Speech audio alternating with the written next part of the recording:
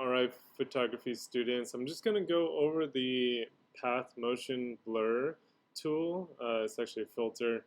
Just to kind of show you guys how you can add motion to still photos. I think it's kind of a cool technique. So this is a photo I took at Cardiff in the beginning of the month. So I'm just going to open it up into Photoshop. And so what I'm going to do is show you guys how to apply blurs, but also how to keep a static part in your image as well. So what you want to do is actually make two copies of your layer. So if you press Command J or go to Layer and then Duplicate Layer, hit OK. So you should have three layers, background layer. Let's call this blur, and this will be our subject, which will be static.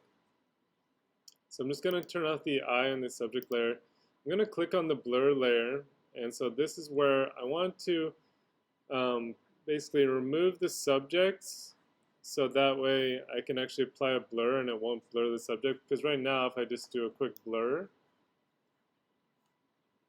just like a motion blur, it will show, it'll blur and it won't look like static when I actually reveal this subject here. So what I'm going to do is actually go into my spot healing brush tool, and so obviously you can use the healing brush or the clone stamp tool. So I'm going to use a combination just to get rid of my main subject. So I'm just going to kind of go over shape, and there's lots of different ways to do this in Photoshop, but basically I just want to get rid of my subject and then get it so when I apply a blur it's nice and smooth. I'm going to leave the reflection because I actually want the reflection to blur in the water here. And so now that I have my subjects removed, I can go to Filter, Blur, Gallery, and then I'm going to go to the Path Blur. So Filter, Blur, Gallery, Path Blur. And so with the Path Blur, you get a starting arrow and an end arrow. So I'm actually going to get some blur going just along my horizon here. And so when you click on the end of a blur, it'll give you an endpoint speed. So you can increase basically how much blurring it's going to do. Keep in mind every time you do adjust something, it might take some time to kind of update the preview. And you can also adjust the starting point speed. So this one I'm actually going to keep around 200 just for this look. But you can experiment with how much blur. Sometimes it's really cool to do like really kind of long maxed out blurs at different speeds. And so if you click on an open area, it'll start a new point. One sec, it's just updating. This is a pretty intensive blur filter, so it actually uses a lot of the hardware on your computer. So just give it a second to update. So I'm just going to click a point and then click the second ending point and click it again, so then I actually have a finished path blur. So you'll notice there's a little part in the middle where you can actually bend and give your path blur a little curve to it. So I'm actually going to have this water kind of rushing through and following the shape kind of this waterway. I'm just going to click and go up here and then click one more time to finish my path. So this one I'm actually going to kind of give it a little bend this way, just like if the clouds are moving past us.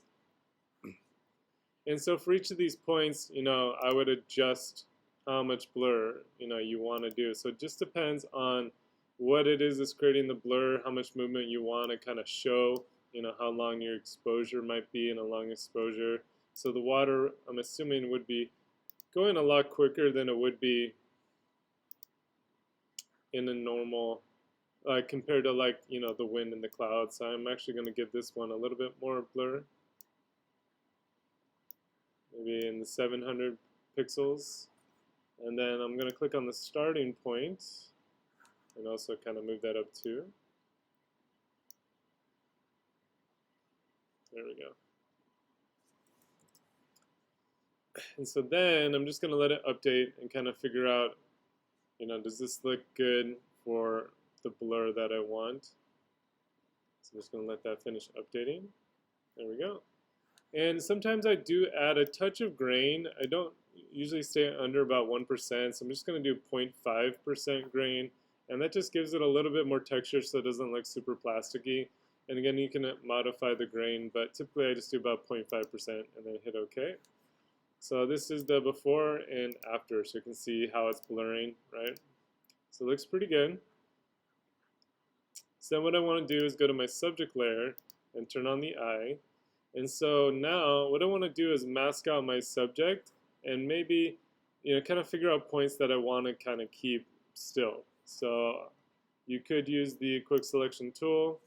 You can try the select subject. This one might be, it's probably too small, yeah, and it didn't do a great job. It kind of got a subject. But you can add or subtract with the little quick selection tool. I'm going to kind of go over my subject. And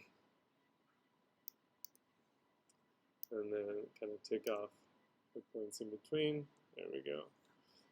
So then if I click to add a layer mask, it will basically cut out my subject and then show the blurred layer that's underneath, right? So basically it's just keeping the frozen part of him on the subject layer, but showing the blurred layer underneath it.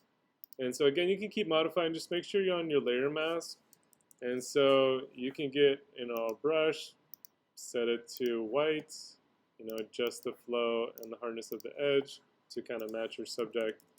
And so then, I'm just going to paint a couple points that it missed, and then take off a couple points that should be blurred.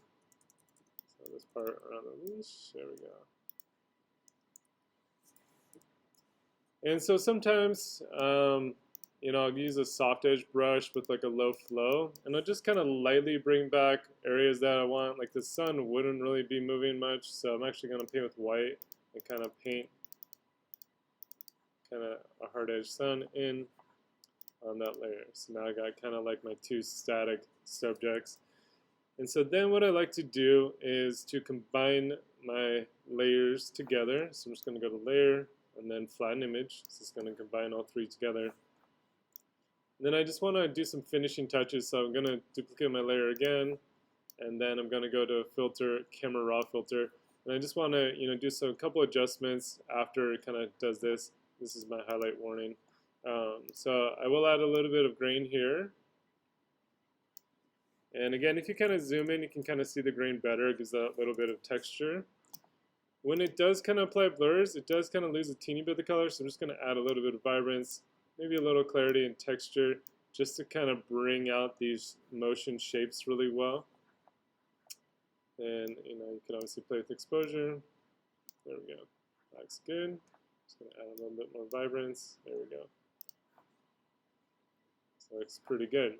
So then I just need to go layer, flatten image, and then save it out. So file, save as. So this one I'm saving as a TIFF. I'd recommend saving as JPEGs if you're going to upload it to an online source. But TIFFs are basically uncompressed files. So I'm actually going to call this V4 and then hit OK. All right, so that's using the path blur. Thanks for watching.